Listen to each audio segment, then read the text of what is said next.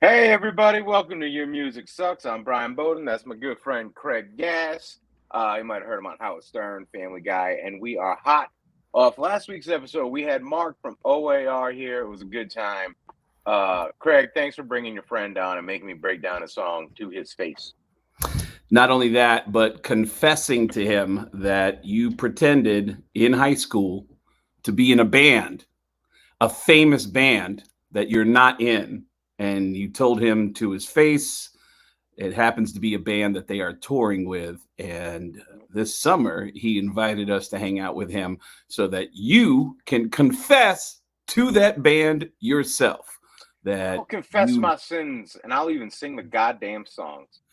You know what I'm looking forward to, Brian? You know how to behave. You're a very cool, laid back guy. Like, I can see myself bringing you backstage at a show and you being cool and not Thank you. making me like. Do you ever invite anybody to your shows? They're like, oh, yeah, man, come in. And you tell the club, hey, that's my guest. And then the guests get out of line. You ever have that? It's like every time. It's every Really? fucking. Oh God, yeah. Is the Oh, main issue alcohol? I Like they get too. I would say more than man, it's really more than half the time. If Really? if I'm doing like a show and people ask for tickets, it's one of the shows where I can give out tickets. More often than not, sometimes yeah, it becomes a headache. And I'll send like to the point where I send people messages like just sit there and be quiet, Yeah. don't say anything during the show, Yeah. because then like next thing you know, I'm backstage and the host will come out and be like, "Yeah, man, the crowd was good, but there's this fucking chatty table." And I'm like, "What table is it?" And they're like they're describing the people that I gave the Yeah. tickets to, And and you know.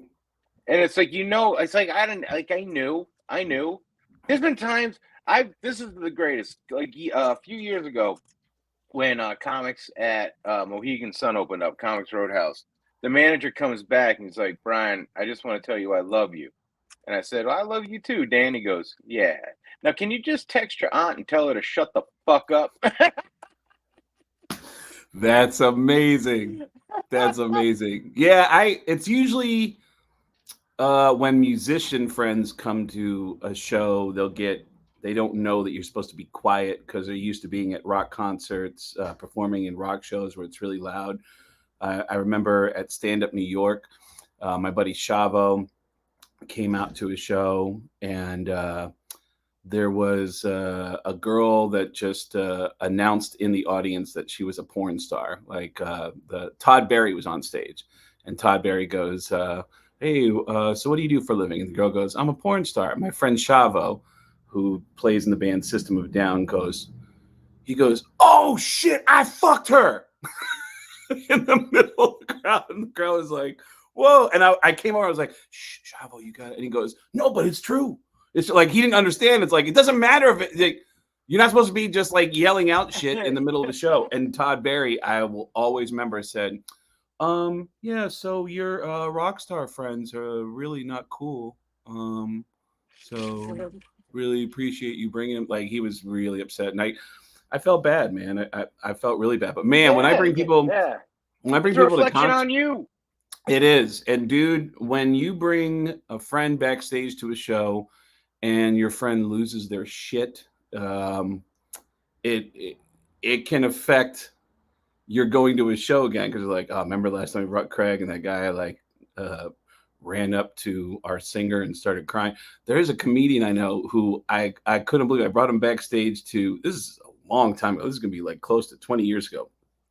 David Lee Roth, Sammy Hagar concert at the Gorge, and the Gorge is a beautiful concert venue in the middle of Washington State. I would love to take you to a show there someday. I I would love think to go. Do they have bathrooms? I always feel like the Gorge doesn't have bathrooms. Like I always feel like if I go to the Gorge, I would have to poop in a bucket on the side of a building somewhere. they do have restrooms, and even in the parking lot, there's tons of porta potties in the parking lot. But it is always being compared to Red Rocks as the most beautiful venue in the country, and most people think the Gorge is the most beautiful venue in the Yeah, concert venue in the country. And uh, I brought a comedian friend of mine that I started out with in Seattle. I brought him backstage to a David Lee Roth, Sammy Hagar show. And I knew when I gave him the pass that he was like, "Are we gonna hang out with David Lee Roth?" And I go, I don't know Dave. So we're just gonna go back. I have a bunch of friends that work on this tour. We're gonna hang out. I bring him backstage and we end up hanging out for a couple hours with friends. And at some point, somebody says, "Oh yeah, Dave's gone. His whole crew is gone." And I wasn't sure if my friend who played with Dave was also gone. So we popped our head into the dressing room where it was clear that everybody had vacated. My buddy walked in and there was some like drinks, some beer still left over. My buddy said, "Oh my God, is this David Lee Roth's turkey?" And he grabbed a turkey leg and stuffed it in his pants. Wait a minute. There's so much going on here. Number one, why does David Lee Roth have Thanksgiving in his rider? I don't know. I don't know. It was a giant, there was like some pieces of turkey, and my buddy took a turkey leg, a moist turkey leg. We're going to get to that part. I just want to hear David Lee Roth go, "Oh, I can't perform on this. I have a turkey leg." I don't know. You're right. It doesn't make any sense at all. It doesn't make any sense at all. There's tryptophan in turkey. It makes you tired. Maybe that was True. it. He did the show, and he instead of doing heroin now, he just does turkey. He just eats a bunch of now I'm ready for a nap. Maybe. Yeah. And I know an even better one. One that I didn't even go to. Like when I started getting to a point where I knew people well enough, and there's only a handful of people I know well enough that I could call them up and be like, "Hey man, my friend Brian wants to come to your show. Is it okay if I hook it?" Like you were going to go see Corey in Providence, and then for some reason you couldn't make that date. So Corey was going to come out or Corey was doing a show with Slipknot, and it was close to you, and I was going to send you out. I was going to let Corey know that you were coming. A friend of mine said to me, and he's one of these guys that I'll bring to concerts all the time, and he'll say, "Man, I appreciate everything that you do, man. I always love that you hook me up. But man, if you could ever introduce me to Kiss, oh, I will love you for the rest of my life." And I started to get to know the guys in Kiss after working with them over the years, and I set my friend up, and I said, "You're going to have your name's going to be at the will call window. And I don't know what's going to be there. I don't know if you're going to meet the band. All I know for sure is you're getting into the concert." The day after the show, I call him up to ask him how it went. And he tells me this horrifying story. He said, "I went backstage." He goes, "I go to the box office. There's 2 tickets and 2 passes that say after show on them. So go to the concert, watch a show. Afterwards, we all get herded into this holding pen where we're being told you're going to wait here and then the band's going to come out." He says he has a friend who works at the venue who told him, "Dude, Kiss is about to leave. They're heading out. They're not going to meet anybody. So they're about to tell everybody in this holding pen to leave." So my buddy says to me, I snuck out of that area and I found where the dressing rooms were. And I started heading towards the dressing rooms. And I was like, "What?"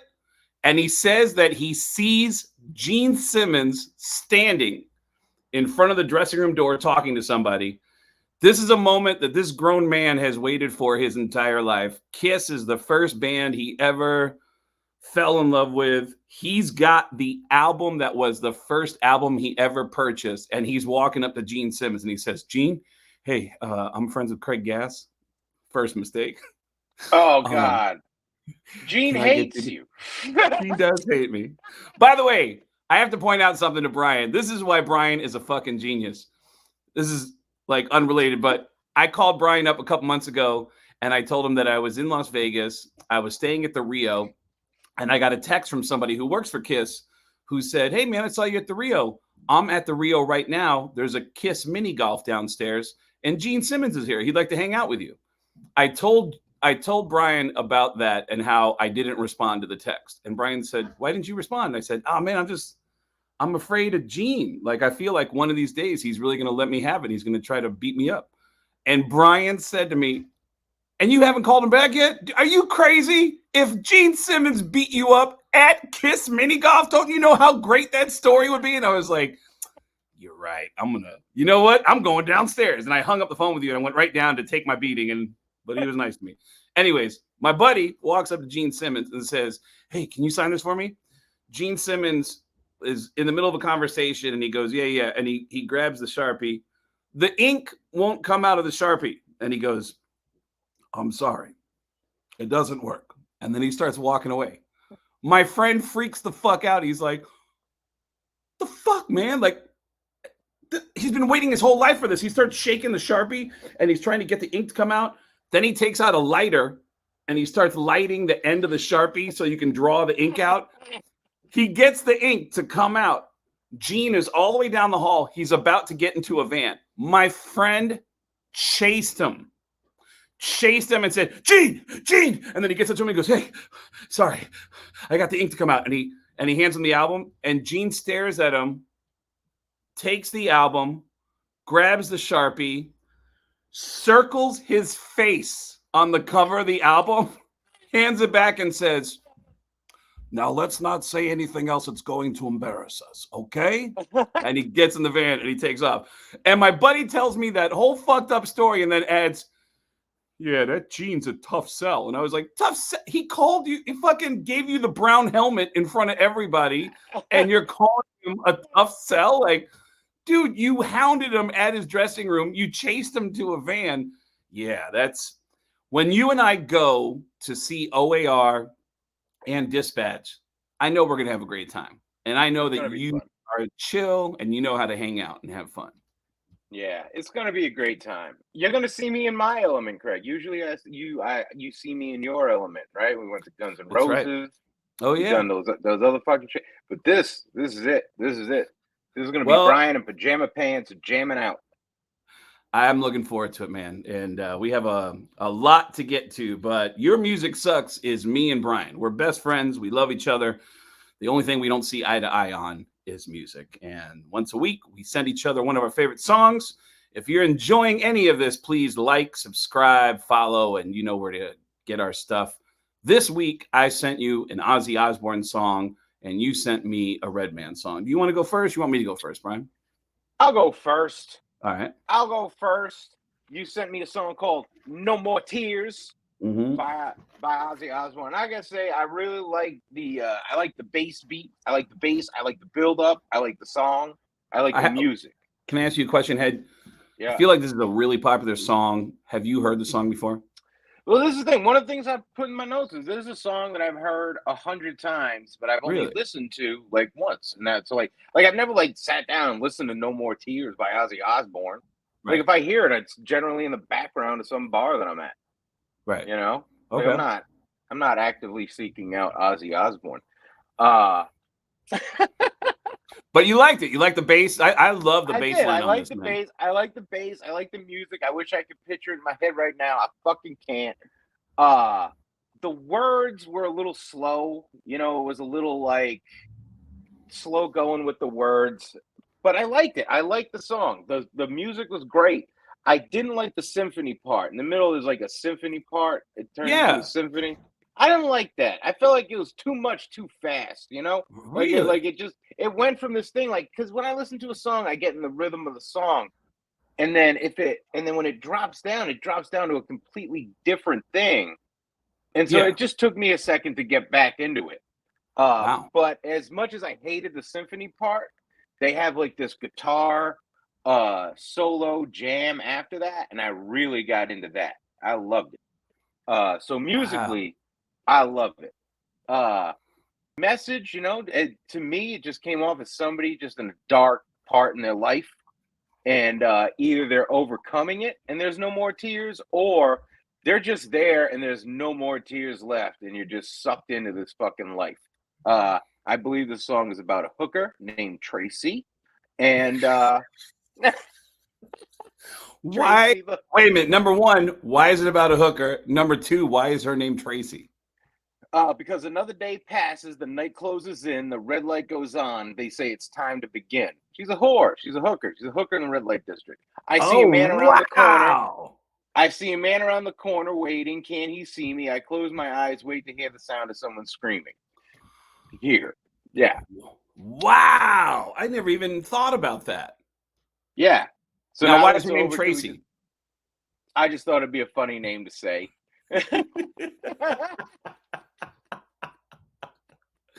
Tracy's out there watching this right now. All Tracys are hookers. Tracy, you whore. Brian's on to you. Yeah. But overall, I mean, I think this is the most solid 3 a song could get. I think it's like I love some parts, I hated some parts. I'll put it right in the middle. But I will say, I have to. You sent me this. You sent me War Pigs, and you sent me Crazy Train. Mhm. And even though I've heard all those songs a bunch, like actually listening to them and breaking them down, I'm getting into Ozzy. I could fuck with some Ozzy, you know. That's interesting. Like Ozzy is something I would listen to on my own, you know. I would, after listening to these songs and knowing that he has a whole fucking library of shit, I could fuck with some Ozzy. Wow. I'm surprised as much as you liked it, you gave it a 3 out of 5. That's crazy to me. But you know what? I love Ozzy. This is probably my favorite Ozzy song, which most Ozzy fans would not agree with. Most Ozzy fans are into his older shit. But this song I've always loved. And the first band to take me on a tour, was Alice in Chains. I did a full tour. It's like a mini tour. Wasn't like a couple months on the road with Alice in Chains. Alice in Chains bass player is Mike Inez. And Mike has this. This was his first break. Was performing with Ozzy. He was just a musician, just kind of